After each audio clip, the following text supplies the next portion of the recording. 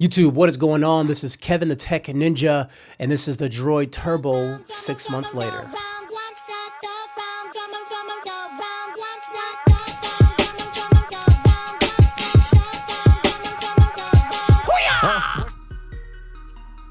When the Droid Turbo came out, it was around the same time as the Note 4 and right before the Nexus 6. It was just an awkward time for release. Also, this is the Droid line, which is exclusive to Verizon. The Droid Turbo main selling points were its Kevlar backing, awesome battery life, and turbo charging. The device spec-wise was industry leading or tying in some of the spec categories, so it's still a very powerful device 6 months later. The build quality is top notch as well, from its 2x2 woven backing to the power and volume rocker texture. To me, it's just a great looking device, and it's one that screams premium when it's in your hand.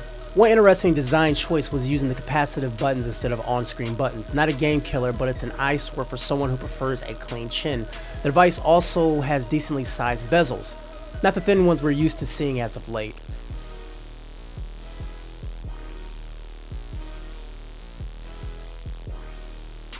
Now, I'm not going to read off the specs to you guys since this is really not my thing, but this device absolutely can handle any apps or tasks you may throw at it without any issues. I don't see any performance issues on this device for at least another year or maybe a year and a half.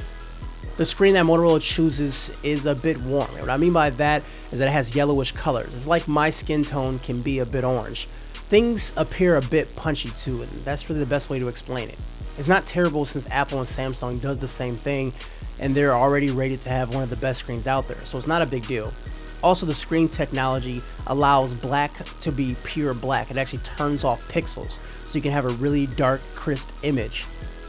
The device also has one front-facing speaker, which doesn't sound the best. For videos and music, it's passable, but when you switch to speakerphone, it's easily distorted at louder volumes. As of this recording, the Droid Turbo runs Android 4.4.4, which is not a current version of Android. It's one major version behind and two revisions behind as well. Motorola promised timely updates, but as of today, we are not seeing them. Regardless, the software is almost a stock version of Android you can get.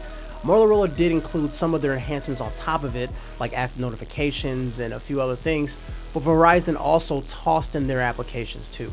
It's not bloated down like we've seen in the past from Verizon or Sprint, but still the apps that added may not be too useful for you, and they're also not easily removable.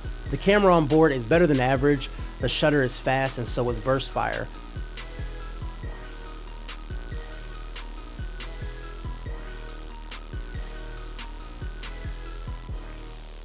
The auto HDR mode is somewhat aggressive, but I have taken some gems of a photo before, so I choose to keep it on.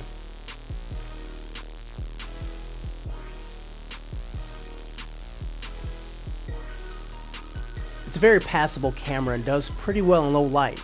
I use this camera over my HTC One, my OnePlus One, or any Moto X. Overall, the Droid Turbo is a fantastic phone that is just as good as the day I got it. Verizon network is still one of the best, especially for handling calls. The phone sounds great and it has a nice clear sound, even has HD calling on board. I've had a great time revisiting this phone and I was a joy using it again for about a week. If you enjoy this type of video, make sure you like this video, share, and comment, and let me know you liked it. Also guys, my name is Kevin the Tech Ninja. Have yourself a great day and make sure you hit that subscribe button. Take care guys, peace.